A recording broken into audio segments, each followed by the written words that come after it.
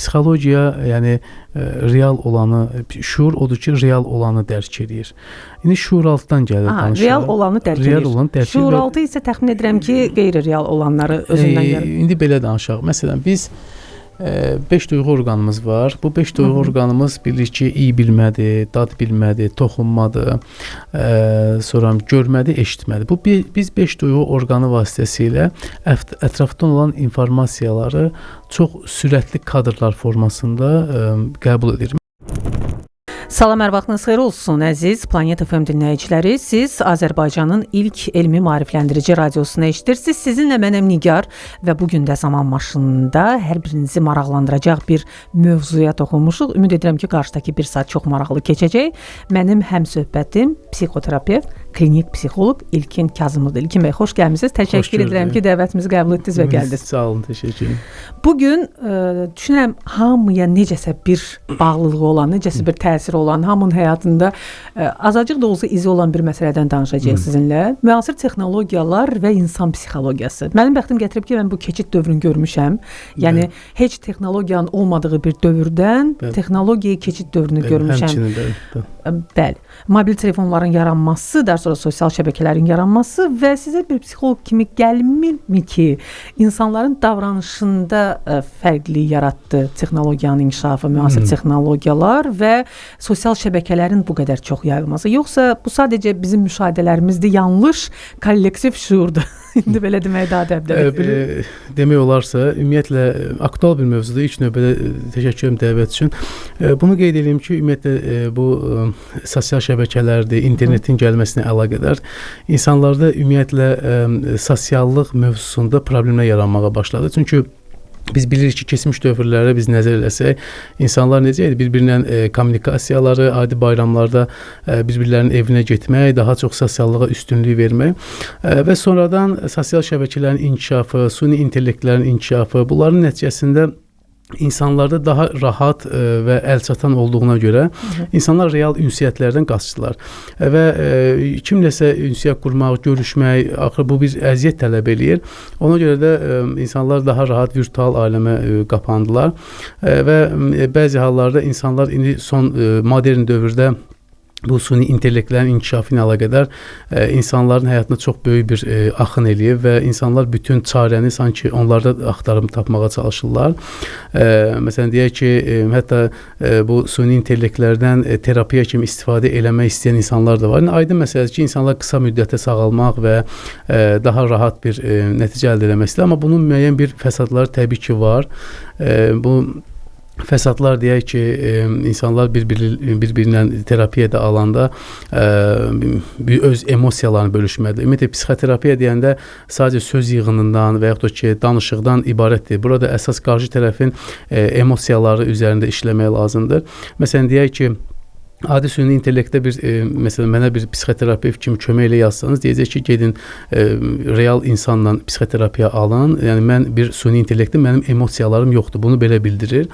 Və buradan da aydın olur ki, insan üçün vacib olan emosiyalardır. Zaten terapiyaya gələn insanlar da fikir verir ki, bu insanlar kognitiv cəhətdən çox inkişaf eləmiş insanlardır, amma emosiyalarını idarə edə bilmirlər. Ola bilirlər ki, problem haradan yaranır, necə yaranır, çox yaxşı analiz eləmə qabiliyyətləri də olur əksəriyyətinin, amma duyğularını kontrol edə bilmirlər deyə bu süni intellekt burada artıq zəif qalır və müəyyən fəsadlar törədir insanlarda. Hansı fəsadlardır? Siz bunu qeyd edərdim. Məsələn, deyək ki, terapiya qaydalarında əsas məsələlərdən biri empatiya duyğuları. Empatiya nə deməkdir? Yəni, bir insanın başqasını hiss eləmək, özünü onun yerində görmək və onun duyğularını başa düşmək. Yəni, emosional intellekt, EQ adlandırılır. EQ, emosional intellekt və bu olmalıdır ki, terapiya daha effektiv olsun və pasiyent sağalsın. Amma süni intellekt düzdür, yəni detallı və bazalı məlumatlar toplusuna malikdir və bizə bir çox şeylərdə yardım edə bilər. Amma emosional tərəflərdə artıq bu insanın emosiyalarını təqlid eləyir. Yəni, bu birbaşa insanın öz emosiyası yox, bu simulyasiyadır. Və ona görə də insan bu süni intellektdə daha çox məsləhət aldıqca, daha çox terapiya keçmə ambisiyası olduqca sosiallıqdan uzaqlaşır, insanlardan uzaqlaşır və komforta qaçır. Və biz bildiyimiz kimi də bir gözəllik deyil, qurban tələb edir. Əgər biz bir məsələdə belə deyim, sağalmaq istəyiriksə, orada təbii ki, komfortu atmalıyıq bir kənara və əziyyətə girişməliyik. Adi idman eləyəndə də, dərs oxuyanda, imtahana hazırlaşanda da və yaxud da ki, deyək ki, nə bilim, adi bir estetik burun əməliyyatı eləmək istəyirsiniz, onu gedib əziyyətinə dözməlisiniz ilk ərəfələrdə. Yəni terapiyada ilk ərəfələrdə insanlar da bu əziyyətə dözməlidirlər, mübarizə aparmağı bacarmalıdırlar. İkinci məsələlərdən biri süni intellektin insanlarda yaratdığı deyək ki, yanlış istiqamətlər, səhv diaqnozlar. Bəzən insanlar diaqnoz axtarırlar. Yazırlar ki, məndə belə bir problemlər var, nədir diaqnozu? Düzdür, o müəyyən bir simptomları ortalığa çıxarır, amma nəzərdə saxlamaq lazımdır ki, yəni psixoterapiyada müəyyən diaqnoz qoymaq təkcə bir simptomla əlaqəli deyil. Bir neçə simptomlar olmalıdır. Məsələn, bəzən bir insana biz əhval-ruhiyyəsi aşağıdır deyə depressiya adlandıra bilər. Amma bəlkə onun depressiyası hormonal problemlə əlaqədardır və yaxud da ki, narahatlığı hər hansı bir travma ilə əlaqədardır. Bunu təyin eləmək üçün mütləq ki, real görüşlər olmalıdır və kliniki müşahidə olmalıdır. Kliniki müşahidə nə deməkdir? Məsələn, biz pasiyent qarşısında oturur və biz pasiyentin hər cümləni dediyində, xatırlayanda onun emosiyaları, mimikaları, yəni jestləri, adamı görməlisiniz də. Qeyri-verbal, ən azından görməliyik ki, bu insan necə reaksiya verir? Həmin o sualı verəndə, o suala cavab verəndə hansı emosiyanı verə bilər? Yəni bəzən sualı elə insanlar var ki, verilən suala düzgün cavab tapa bilmir özündə. Artıq biz onun emosiyalarından təyin edirik ki, bu artıq sən demə, məsələn deyək ki, bunun problemləri bu sualla əlaqədarmış və onu təyin edirik. Yəni onun ağzından çıxan sözlər o qədər əhəmiyyət kəsb eləmir. Əsas onun verdiyi qeyri-verbal reaksiyalardır. İlkin bəy, mən burada bir neçə paradoksu qeyd etmək istəyirəm. Siz danışdıqca mən özüm üçün qeydlər apardım beynimdə. Çox qəribə paradoks yaranıb. Baxın, 30-40 il bundan əvvəl insanlar bəli sosiallaşırdı, bayramlarda bir-birinin evini ziyarət edirdi, amma insanın tək qalmaq, biraz başım dincəlsin, bu fikir heç kimə maraqlı deyildi. Kimsə desəydi ki, o dövrdə mən tək qalmaq istəyirəm, öz fikirlərimlə baş-başa qalmaq istəyirəm, nə bilim, kosmosla əlaqəyə çıxmaq istəyirəm, ona biraz fərqli yanaşmalar. İndi isə sosial şəbəkələrin bolluğu dövründə bizim ünsiyyətimizin, virtual, rəqəmsal ünsiyyətimizin həddindən artıq olduğu dövrdə insanların təkliyinə məhz sanki vurğu edilir. Onların duyğuları, emosiyaları, yəni insana bir fərd kimi yanaşma və mütləq qeyd olunur ki, hər bir şəxsin öz şəxsi sərhədləri var. Onu bəzən tək buraxmaq lazımdır, bəzən öz düşüncələri ilə tək buraxmaq lazımdır. Bax, bu məsələ paradoks yaranır. Nəyə görə biz digər canlı ünsiyyət vaxtı təkliyə bu qədər önəm vermirdik, amma indi ünsiyyətimiz həddindən artıq çoxdur və biz təklikdən danışmağa başlamışıq. Və ikinci məsələ, süni intellektdə bəli, bir insan öz duyğularını, emosiyalarını, fikirlərini, nə bilim, narahatlıqlarını ifadə edirsə, məncə o insanın problemidir, bu süni intellektin problemi deyil. Çünki istənilən süni intellekt tətbiqində orada mütləq qeyd olunub ki, bu süni intellekti və səhvə yol verə bilər. Yəni tərtibçilərin bir nömrəli öhdəliyidir bu ki, o süni intellekti sizi xəbərdar edir ki, səhvə yol verə bilər və əgər bir insan öz süni intellektdə bütün emosiyalarını danışırsa, məncə onun real ünsiyyətdə problemləri var ki, süni intellektdə danışır. Mən məsələn süni intellekt alətlərindən istifadə edirəm, amma heç vaxt öz psixoloji vəziyyətimi ona danışmıram. Çünki ehtiyac görməmişəm buna, amma deyə bilmərəm ki, hamı belə olsun. Təbii ki, buna ehtiyac görən insanlar var. Və bu psixologiyada səhv etmirəmsə yol yoldaşı sindromu adlanan bir anlayış var idi. Siz tamamilə təsadüfən tanış olduğunuz, belə deyim də, bir 7 saat hansısa rayona yol gedirsiniz qatarla və insanı ilk dəfədə görürsünüz, onunla yol yoldaşsınız. Bütün həyatınızı və indiyə qədər heç kimə, valideynlərinizə, nə bilim, sevgilinizə, həyat yoldaşınıza, qardaşınıza, bacınıza danışmadığınız məsələlər o adama danışırsınız. Çünki əminsiniz ki, o insanı bir dəfə görəcəksiniz və o insan sizin həyatınızda heç bir rol oynamayacaq. Sanki süni intellekt indi başlayıb o yol yoldaşını bizim üçün əvəz etməyə. Biz ona hər şey danışırıq və elə bilirik ki, vəssalam, yəni ürəyimdə qalmadı kiməsə danışdım. Real insanlar ola-ola niyə adam, yəni bunu bir süni intellekt chatbotuna danışsın məsələn? Belə danışaq sizdən. Yəni ilk sualınızı onu qeyd etmək istəyirəm ki, keçmiş dövrdə insanlar deyirsiniz ki, bir-birlərinə daha sosiallaşırdı. Bəli, çünki o vaxtki dövrdə kommunizm dövrü idi, sosializm dövrü idi. İndiki dövrdə kapitalizm dövrüdür. Və kapitalizm dövrünün olması ilə əlaqədar da bu bir yazıçı var, Martin Wolf. Bunun yəni kapitalizmlə bağlı yazılar qeyd edib ki, kapitalizm insanlar müəyyən bir sərhədlərə salır, məhdudlaşdırır. Bunun da səbəbi ondan ibarətdir ki, insanlar ancaq bir kapitalın arxası gedib rəqabət hissi yaradır və inkişaf eləməlidirlər. Çünki kim altda qalan əzilir düşüncəsi də, yəni daha güclü olan zəifi əzər düşüncəsi ilə daha kim çox pul qazandı, ona görə də hamının başı belə çıxmasın pul qazanmağa yönəlib. Biraz sosiallığı mane olan tərəflərdən biri budur. İkinci tərəfdən komfort zonaları var. Yəni insanlar komfortu qoyub diskomforta qaçmaq istəməz. Məsələn, sizin əlinizdə deyək ki, hər hansı bir elektron mişar varsa, siz əl mişarından istifadə eləməlisiniz də, düzdürmü? Çünki o daha rahatdır, komfortlu sizin üçün. Amma digər dərindən düşünsə, elektron mişar sizi tənbəlləşdirə bilər, sizi nə bilim kökəlməyə apara bilər, amma əl mişarı sizə idman xarakteri verə bilər. Yəni texnologiya inkişaf elədikcə insanlarda insanın təbii resurslar, təbii belə deyim, ehtiyacları məhdudlaşmağa başladı. Niyə görə əvvəlki dövrdə insanlar çox kök deyildi, hamısı müəyyən bir formadaydı, amma indiki dövrdə insanlar daha çox kökəlməyə meyllidir, çünki hərəkət azdır. Yəni nəinki süni intellekt, və fast food çoxdur. Fast food çoxdur, bəli, hə. Məsələ nədən ibarətdir? İndi bu digər xırda məsələlər var ki, bu artıq necə politik məsələlər, o məsələ biz danışmaq istəmirik. Amma digər məsələ ondan ibarətdir ki, deyək ki, insanlar Maslow piramidası var. Maslow yəni insanın ehtiyaclar iyerarxiyasını yaradıb. Həmin o Maslow piramidasının əsas ehtiyaclarından biri insanın sosiallaşmasıdır. Yəni Maslow qeyd edir ki, bir insan digər insanla sosiallaşmalıdır. Sosiallaşmalı, bu onun ehtiyacı. Bu olmasa insan artıq dəli olma səviyyəsinə qədər arta bilər. Yəni psixoloji sıxıntıları artar.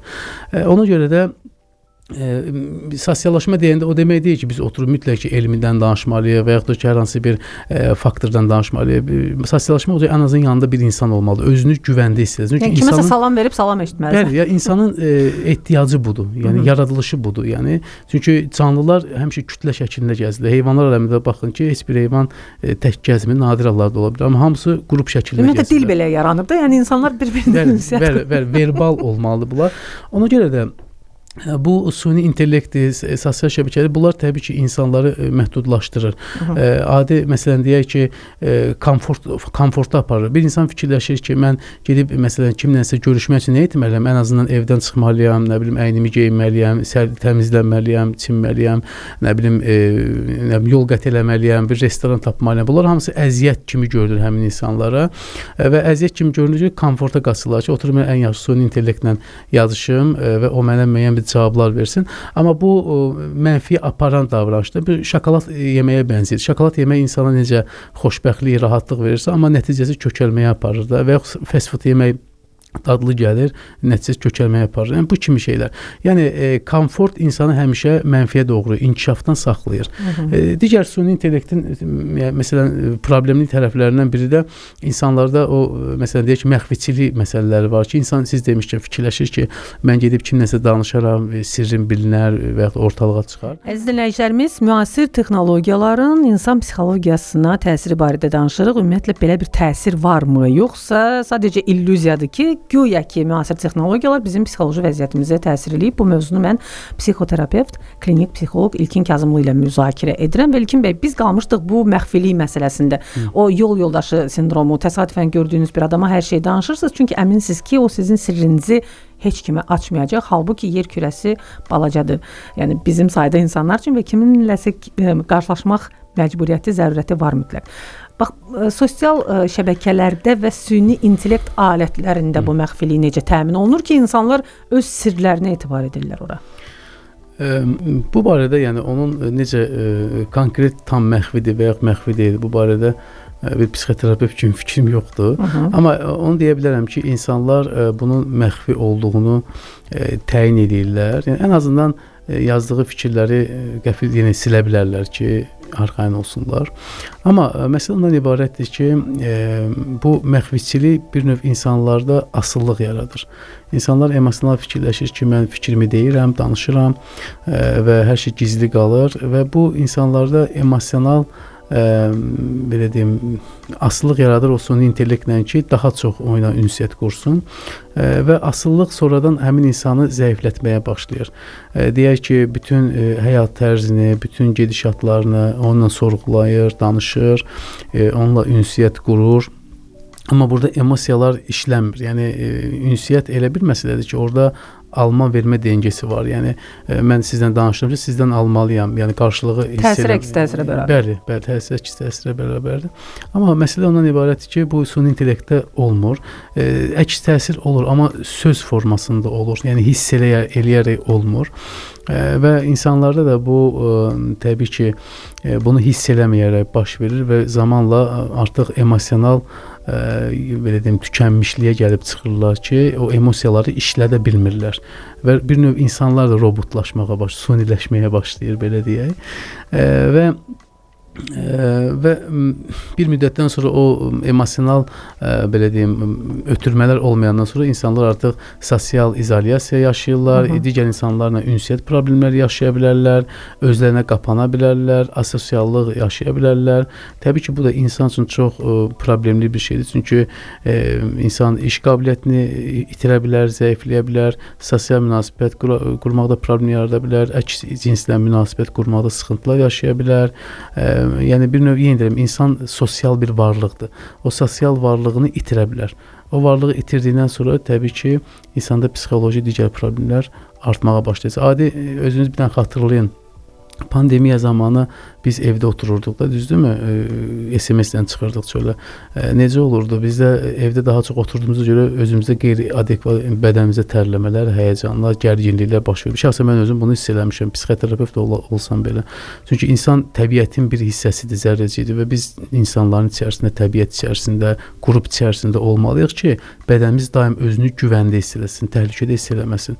Daim özünə qapanıb, ancaq kognitiv cəhətdən süni intellektlə yazışmaq insanlarda psixoloji fəsadlar yaradır. Media sahəsində çalışanların bu baxımdan bəxti gətirmişdi. Çünki biz baxmayaraq ki, pandemiyada biz çalışırdıq, çünki kütləvi informasiya vasitəsilə. Bəli, siz hiss eləməmisiniz. Ona görə mən o dövrü keçmisiniz, rahat keçmisiniz. Bəxtim gətirib o baxımdan, onu deyə bilərəm və süni intellektin bir xüsusiyyəti də var. İlkin bəy, istəyirəm onu da vurğulayım. O sanki sizin təsiriniz altına düşür. Təsəvvür edin ki, real həyatda elə bir insanla ünsiyyətdəsiz, dostunuzdur və nə deyirsinizsə razılaşır sizinlə. Bir müddətdən sonra o insan, real insan adamı bezdirməyə başlayacaq. Siz artıq ondan qıcıqlanmağa başlayırsınız ki, bir nəyəsə etiraz elə də, bir nəyəsə öz şəxsi fikrin olsun. Süni intellekt sanki sizin xoşunuza gəlməyə çalışır. Bəlim. Sizə xoş gəlmək üçün, yəni sırf sizin istəklərinizi bilir, sizin zövqünüzü bilir. Məsələn, mən tutaq ki, rock sevdiyimi ona bildirmişəmsə, o istənilən məsələni gəlib mütləq rock musiqiyə bağlayacaq. Mən ondan xahiş etməsəm belə. Bu artıq insanı qıcıqlandırır və məncə normal psixi vəziyyətdə olan insan süni intellektdən məhz öz hisslərini, həyəcanlarını, nə bilim fikirlərini ifadə etmək üçün istifadə etməməlidir. İndi işlə bağlı ola bilər istifadə etsin, nəsə bir soruşsun. Kimsə məsələn axtarış sistemlərinin əvəzinə istifadə edir süni intellekti. Bu baxımdan istifadə etmək olar, amma yenə də o süni intellekti və səhvə yol verə bilər. Bunu yaddan çıxarmayaq. Sosial şəbəkələr məsələsinə qayıtmaq istəyirəm və sosial şəbəkələr bizim sosiallaşmağımıza yaxşı təsir göstərdi. Bəlkə psixoloqlar üçün, psixoterapevtlər üçün yaxşı bir platform oldu insanları tanımaq üçün. Paylaşımlardan siz öz bəlkə də terapiya kurslarınızda bir nəticə çıxarırsınız, insanı əvvəlcədən tanımaq və yaxud da sonradan tanımaq məqsədi ilə. Amma orada da bir məsələ var, toksik pozitivlik. Sanki bir insanlar belə düşünməyə başladılar ki, mən mütləq pozitiv olmalıyam sosial şəbəkələrdə. Bu da ayrılır. Məsələn, siz Facebook segmentinə baxsaz, orada pozitivlik anlayışı demək olar ki, sıfıra bərabərdir. Orada insanlar daha çox onları narahat edən məsələlərdən danışırlar. Bilmirəm, bəlkə də bu yaş kateqoriyasına görə belədir. Oradan istifadə edənlər daha real insanlar da ola bilər. Bəli, ola bilər. Məsələn, Instagramın yaradılmağının məqsəd də bu idi. Instagram gözəl şəkillər platforması kimi yaradılmışdı və yalnız pozitiv ötürmək üçün idi. Amma bəzən elə olur ki, bilmirəm, buna indi sosial media təsirçiləri deyək, ya da adi insanlar deyək. Görürsünüz ki, onlar həddindən artıq pozitiv olmaları ilə insanı qıcıqlandırmağa başlayırlar. Bu normaldır. Kiminsə pozitivliyi məni qıcıqlandırır məsələn, yoxsa anormallıqdır bu? Təbii ki, insan həyatda yaşayırsa, Allah insana 5 duyğu verib. O duyğularda deyək ki, kədər duyğusudur, sevinc duyğusudur, təəccüb duyğusudur, nə bilim, ağlamaq, gülmək, əsəbləşmə. Bunlar elə bir duyğular ki, bunlar istifadə olunmalıdır. Çünki təbii duyğulardır. Heç kim deyə bilməz ki, bəzən terapiyalarda bizdən deyirlər ki, mənə elə eləyin ki, mən daim pozitiv olum. Elə şey mümkün deyil, yəni. Yəni belə xahişlə gələn insan. Yəni o qədər xahişlər var ki, bir də danışım ki, verilişimiz daha axşama kimi çəksin. Yəni çox belə deyim də, yəni insanlar ancaq pozitivlik axtarır. Fikirləşirlər ki, kədər duyğusu bir problemdir. Düşünürlər ki, qəzəblənmə bir problemdir. Bunlar heç bir problem deyil. Bunlar normal duyğular. Sadəcə olaraq hər şeyin o balansı var, qızıl ortası var. O qızıl orta pozulanda artıq terapiyalara ehtiyacı olur. Məsələn deyək ki, Instagramda, sosial şəbəkələrdə insanlar daha çox öz pozitiv həyatlarını təbliğ eləməyə başlayırlar. Heç kim neqativ həyatını orada nümayiş eləmək istəməz. Çünki hamı insanlarda bir rəqabət hissi var, bir qısqandırmaq istəkləri var ki, qarşı tərəfə daha yaxşı görünüm və məsələn adi bəlkə də çox az adam olar ki, real həyatını paylaşa bilər Instagramda və digər insanların deyək ki, o evdə oturan və Instagrama baxan insanlarda artıq bir özgüvənsizlik yarana bilir ki, məsələn, aha, mənim həyatım bədbəxtdir, məsələn, mənim ailəm uğursuzdur, mənim uşağım xəstədir, amma başqasının bəxtəvərin ailəsi necə yaxşıdır, necə yaxşı həyat tərzi yaşayır, necə imkanı var, bütün gün restorandadır, bütün gün yaxşı bahalı paltar geyinir, bütün yaxşı maşın sürür, belə düşüncələr həmin insanı digər insana, yəni mənfi təsir eləyir.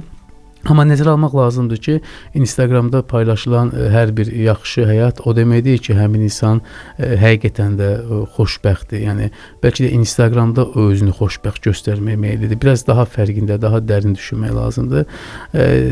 Yəni digər sosial şəbəkələrdə də bu kimi xüsusiyyətlər özünü göstərir. Və bir məsələ də var, sosial şəbəkələrin elə verdiyi, o da bizim həyatımıza daxil etdiyi anlayışdır. Təşviş, bunu türk dilində məsələn anksiyete adlandırırlar. Anxiety. İngiliscəsində də bu variantdadır və bir də burnout, yəni tükənmişlik adlandırırlar. Bu təşviş nə ilə bağlıdır? Daima pis xəbərlərin hardansa məsələn saytların manşetlərindən çıxarılması, sosial şəbəkələri açırıq, orada pis xəbərlərin olması və yaxud da ətrafımızda hansı bir mənfi hadisə baş verir. Biz mənfiləri həmişə daha çox görürük, nəyə görəsə, nəinki müsbəti. Bu da mən belə təxmin edirəm ki, beynin bizi qoruma funksiyasına bağlıdır.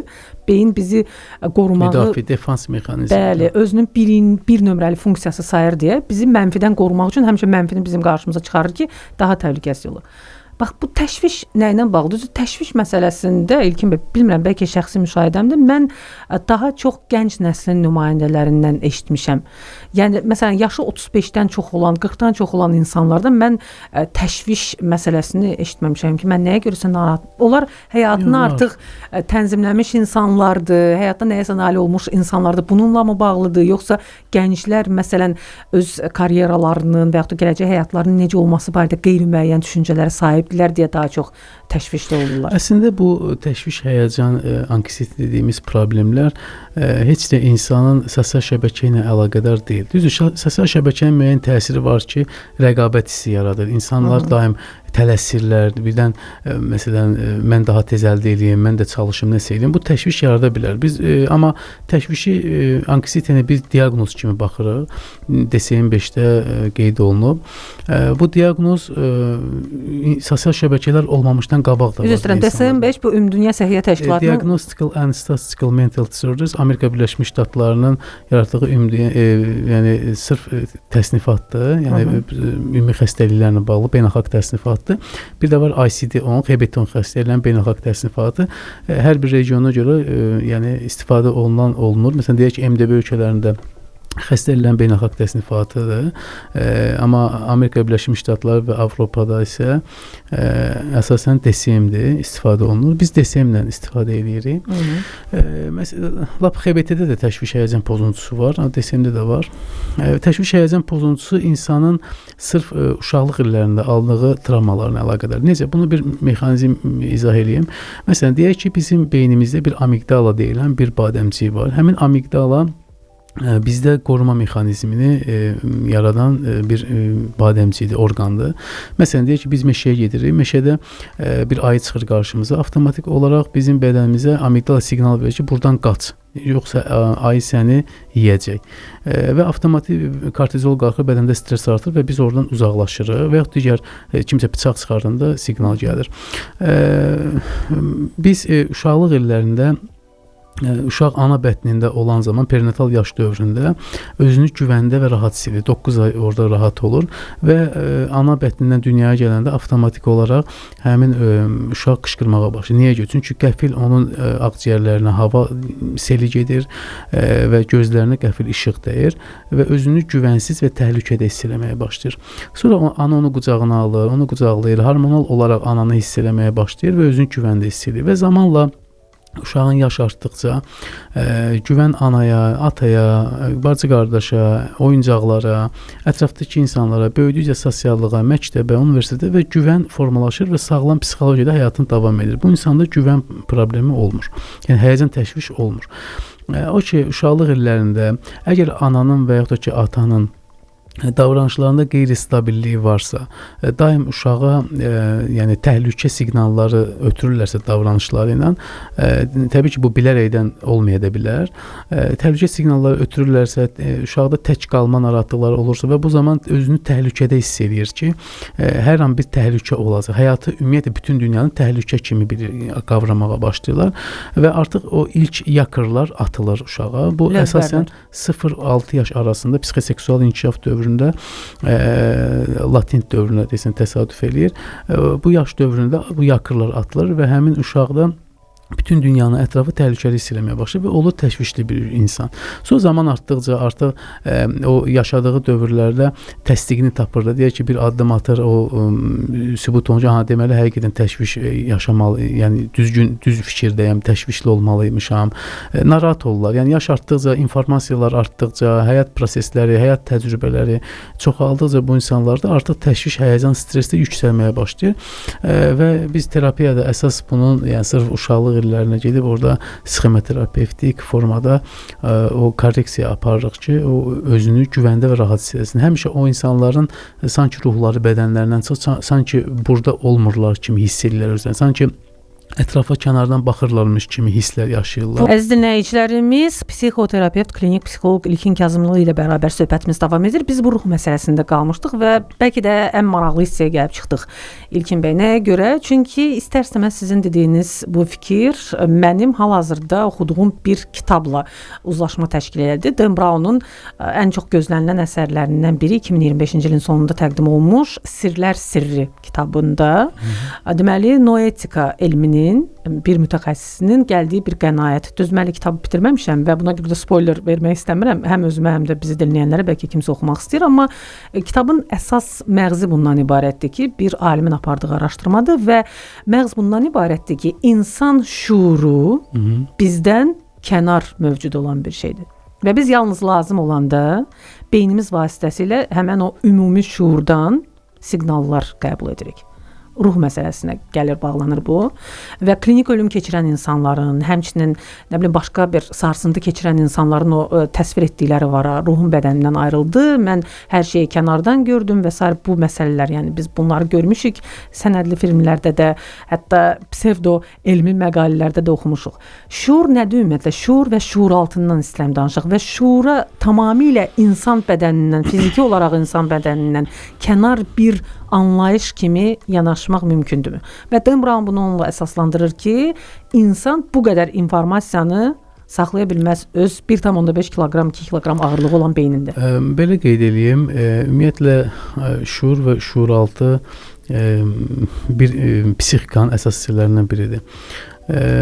Şuurumuz bizim 3-4% işləyə bilir. Yəni o ən çox işləyən Einstein-də olub, yəni o da ki desəm 6-7% olub, daha çox işləyib Einstein-də. Bir dəqiqə bir şey dəqiqləşdirək. Çünki deyirlər ki, bu yanlış elmi fakt ki, beynimizin yalnız 10%-dən istifadə edirik. Əslində beynimizin 100%-dən istifadə edirik. Mən ora gələcəm. Yəni şuur və şuuraltı zaten beynin məhsuludur, psixika, düşüncə məhsuludur, psixika məhsuludur. Şuurumuz bizim 3-4% işləyir, ondan artıq işləyə bilmir. Ümumiyyətlə şuur nədir? Şuur insanın düşüncə qabiliyyətidir. Hansı ki, məsələn deyək ki, mən sizə sual verirəm ki, tutaq ki, burada bir mouse var. Nə rəngdədir? baxmadan deyirəm ki, qara rəngdə. Qara rəngdədir. Aha, mən bu sualı verəndə avtomatik siz düşündünüz. Və ya da ki, siz mənə sual verirsiniz ki, şuur nədir? Mən artıq düşündüm. Sizin sualınızın nəticəsində məndə bir reaksiya yarandı beynimdə ki, düşünməyə başladı ki, bu suala cavab verməliyəm. Bu düşüncə şuurdur. Amma bu mouse'un qara, yəni kompüter siçanında belə deyim, qara olması əslində illüziyadır axı İlkin bəy. Biz qara rəngi ona görə qara görürük ki, o günəş şüalarını tam əks etdirmir. Tam odur. Ağ rəngi ona görə ağ görürük ki, o günəş şüalarını, işığı tam olaraq əks etdirir. Bütün spektri qaransa ona görə görürük ki, o bütün şüaları spektri odur. Bu fəlsəfə fikirləridir. Yəni fizikadır. Okey, fizikadır, amma psixologiya, yəni real olanı, şuur odur ki, real olanı dərk edir. İndi şuur altdan gəlir danışaq. Real olanı dərk edir. Şuur altı isə təxmin edirəm ki, qeyri-real olanları özündən gəlir. İndi belə danışaq. Məsələn, biz 5 duyğu orqanımız var. Bu 5 duyğu orqanımız bilir ki, iyi bilmədir, dad bilmədir, toxunmadır, sonra görmədir, eşitmədir. Biz 5 duyğu orqanı vasitəsilə ətrafdan olan informasiyaları çox sürətli kadrlar formasında qəbul edirik. Məsələn, tutaq ki, mən indi sizlə danışıram. Siz hal-hazırda mənim danışdıqlarımı analiz edirsiniz. Düzdürmü? Siz analiz edirsiniz, bu sizin indi şuurunuz hal-hazırda işləyir, fəaliyyətdədir.